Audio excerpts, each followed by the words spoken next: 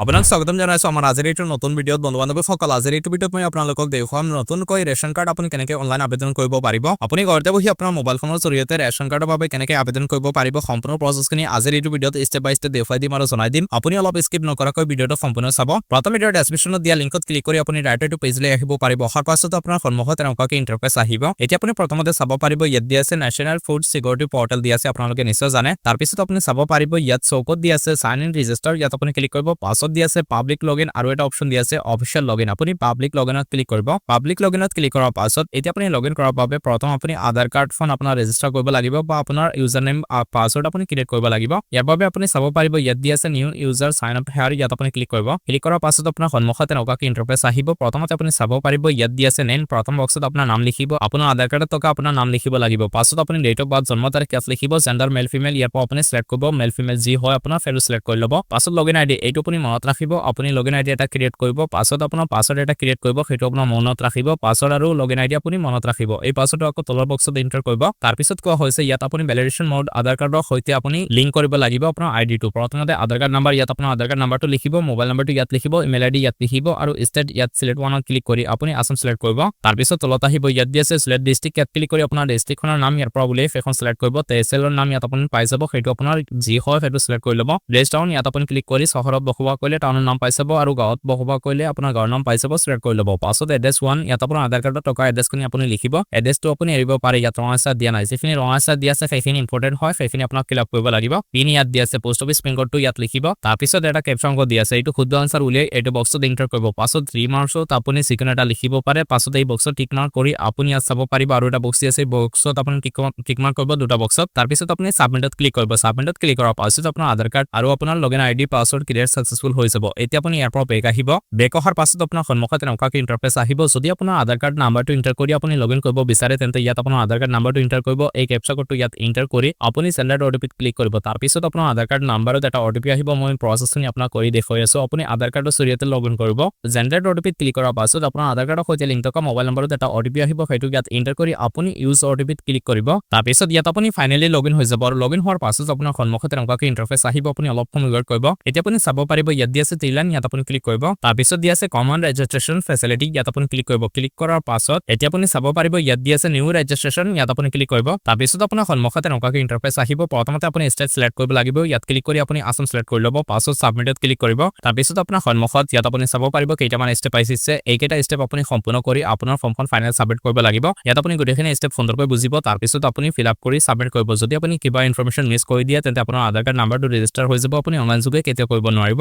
এতিয়া প্ৰথমতে দিয়া আছে জেন্ডাৰ ডিটেইলছ ইয়াত আপুনি স্ক্ৰল ডাউন কৰিব কৰাৰ পাছত আপুনি চাব পাৰিব প্ৰথমতে ষ্টেট আসাম এনেকুৱা সিলেক্ট থাকিব আপুনি ইয়াত ক্লিক কৰিব দ্বিতীয় অপচনত ক্লিক কৰি ইয়াৰ পৰা আপুনি চাব পাৰিব দুটা অপচন দিয়া আছে এটা শেষৰ অপচন দিয়া আছে প্ৰায়োৰিটি হাউছহোল্ড এই অপচনটো আপুনি সিলেক্ট কৰি ল'ব পাছত দিয়া আছে সিলেক্ট বেনিফিচিয়াৰী টাইপ ইয়াত ক্লিক কৰি আপুনি ৰেচন সিলেক্ট কৰিব পাছত আপুনি তলত আহিব এতিয়া দিয়া আছে এপ্লিকেণ্ট পাৰ্চনেল ডিটেইলছ ইয়াত আপুনি চাব পাৰিব চেঞ্জ আপলোড নিউ দিয়া আছে ইয়াত ক্লিক কৰি আপোনাৰ পাছপোৰ্ট সাইজ এখন ফটো আপলোড কৰিব তাৰ পিছত আপোনাৰ আধাৰ কাৰ্ডত থকা নাম ইয়াত আপোনাৰ লিখিব ফুল নেম আপুনি লিখিব পাছত আপুনি তলত আহিব ইয়াত দিয়া আছে জেন্ডাৰ ইয়াত ক্লিক কৰি আপুনি মেল নে ফিমেল ইয়াৰ পৰা আপুনি সিলেক্ট কৰি ল'ব পাছত জন্ম তাৰিখ এইটো বক্সত লিখিব মাৰ নামটো ইয়াত লিখিব তাৰ পিছত তলত আহি ইয়াত আপোনাৰ দেউতাৰ নাম লিখিব ইংলিছত আপুনি লিখিব পাছত তলত আহিব ইয়াত দিয়া আছে মেৰিটাল ষ্টেটাছ ইয়াত ক্লিক কৰি আপুনি মেৰিড নে আনমেৰিড বিধৱা কাৰেণ্ট সেপাৰেট মেৰিড ইয়াৰ পৰা আপোনাৰ যি হয় সেইটো ইয়াৰ পৰা আপুনি সিলেক্ট কৰি ল'ব তাৰ পিছত ইয়াত আপুনি নেশ্যনেলিটি ইণ্ডিয়া এনেকৈ ৰাখিব মোবাইল নম্বৰ এৰিব পাৰে ইমেইল এৰিব পাৰে ইয়াত ৰঙা ষ্টাৰ দিয়া নাই যিখিনি ৰঙা ষ্টাৰ দিয়া আছে সেইখিনি আপোনাক ফিল আপ কৰিব লাগিব তাৰ পিছত আপুনি চাব পাৰিব ইয়াত দিয়া আছে ইজ বেনিফিচিয়াৰী হেজ মানৰেগা কাৰ্ড যদি আপোনাৰ জব কাৰ্ড আছে তেন্তে এই বক্সত টিক মাৰ্ক কৰি আপোনাৰ জব কাৰ্ড নাম্বাৰটো আপুনি এন্টাৰ কৰিব লাগিব ইয়াত আপুনি আপোনাৰ জব কাৰ্ড নাম্বাৰটো এন্টাৰ কৰিব তাৰ পিছত আপোনাৰ আধাৰ কাৰ্ড নাম্বাৰটো ইয়াত এন্টাৰ কৰিব ইয়াৰ পাছত তলত আহিব ইয়াত দিয়া আছে প্ৰফেশনাল ডিটেইলছ ইয়াত আপুনি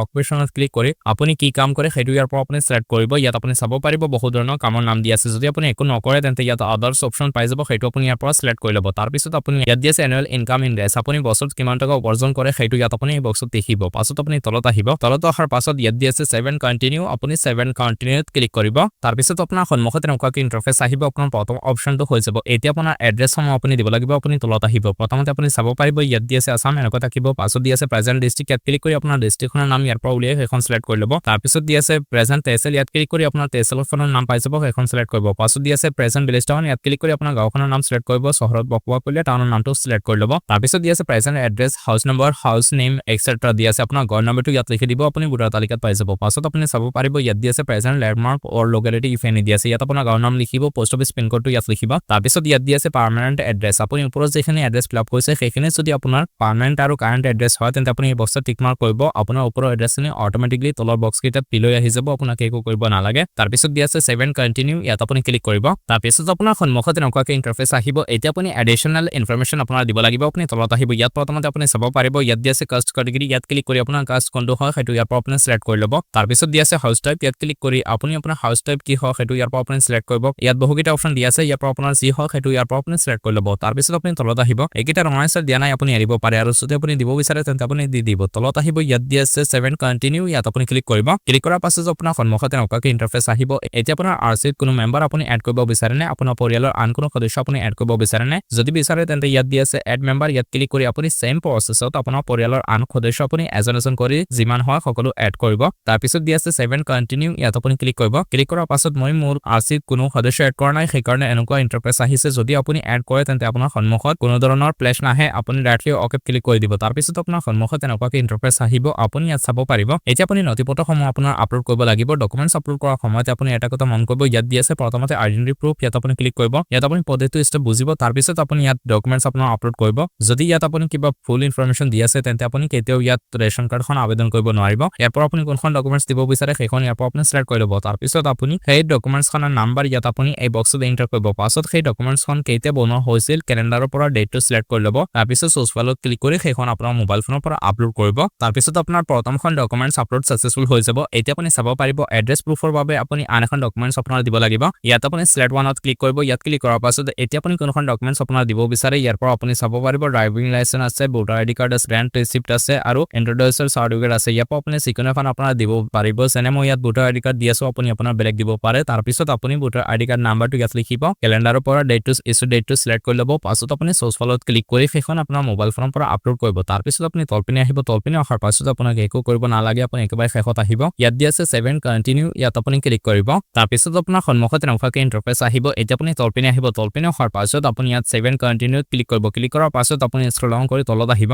তলপিনে অহাৰ পাছত ইয়াত কিছুমান ইনফৰমেশন অটোমেটিকলি আপোনাৰ সন্মুখত আহি যাব এতিয়া আপুনি চাব পাৰিব ইয়াত দিয়া আছে হোম ফায়াৰ প্ৰাইস শ্বপ দিয়া আছে ইয়াত ক্লিক কৰিব ক্লিক কৰাৰ পাছত নট এভেইলেবল অপশনটো আপুনি সিলেক্ট কৰিব কাৰণ বৰ্তমান এভেইলেবল নাই তাৰ পিছত আপুনি তলপিনে আহিব আপোনাৰ ৰেশন কাৰ্ডখন বনোৱাৰ পাছত এভেইলেবল হ'ব তাৰ পিছত আপুনি এইখন দোকানৰ পৰা আপুনি ৰেশন ল'ব পাৰিব পাছত আপুনি চাব পাৰিব ইয়াত দিয়া আছে সেভ আপুনি সেভত ক্লিক কৰিব পাছত আপুনি ওকেত ক্লিক কৰিব ওকেত ক্লিক কৰাৰ পাছত আপুনি অলপ সময় ওয়েট কৰিব অলপ লোডিং হ'ব তাৰ পিছত আপোনাৰ ফৰ্মখন ফাইনেল সাবমিট হৈ যাব আৰু সাবমিট হোৱাৰ লগে লগে আপোনাক এটা এপ্লিকেশন নাম্বাৰ দিয়া হ'ব সেই নাম্বাৰৰ জৰিয়তে আপুনি ষ্টেটাস চাব পাৰিব লগতে আপুনি এখন ৰিসিপ্ট লাভ কৰিব পাৰিব সেই নাম্বাৰৰ জৰিয়তে কেনেকৈ আপোনাৰ ষ্টেটাস চাব পাৰিব আপোনাৰ ফৰ্মখন ফাইনেল সাবমিট হোৱাৰ পাছত এতিয়া আপুনি কেনেকৈ ষ্টেটাস চাব পাৰিব আৰু আপোনাৰ ৰিসিপ্টখন কেনেকৈ ডাউনলোড কৰিব পাৰিব ইয়াত মই এতিয়া আপোনাক দেখুৱাম আপুনি চাব পাৰিব ইয়াত দিয়া আছে কমান্ড ৰেজিষ্ট্ৰেচন ফেচিলিটি ইয়াত আপুনি ক্লিক কৰিব তাৰ পিছত ইয়াত দিয়া আছে ৰেজিষ্ট্ৰেচন ষ্টেটাস ইয়াত আপুনি ক্লিক কৰিব ক্লিক কৰাৰ পাছত আপুনি অলপ সময় ওয়েট কৰিব অলপ লোডিং হ'ব তাৰ পিছত আপোনাৰ সন্মুখত এনেকুৱাকৈ ইন্টাৰফেস আহিব এতিয়া আপুনি চাব পাৰিব ইয়াত কেইটামান অপচন দিয়া আছে আপুনি অলপ সময় ওয়েট কৰিব কাৰণ যদি আপুনি মোবাইল ফোনত কৰি আছে তেনেহলে এনেকুৱা লোডিং হয় আপুনি ওয়েট কৰি কাম কৰিব গুটিখিনি তাৰ পিছত আপুনি চাব পাৰিব ইয়াত দিয়া আছে পেন্ডিং ফৰ এপ্ৰুভেল ইয়াত আপুনি ক্লিক কৰিব ক্লিক কৰাৰ পাছত আপুনি কেইখন ফৰ্ম সাবমিট কৰিছিল ইয়াত আপোনাৰ সন্মুখত আহি যাব আৰু ডেট ৰেফাৰেন্স নাম্বাৰ লগতে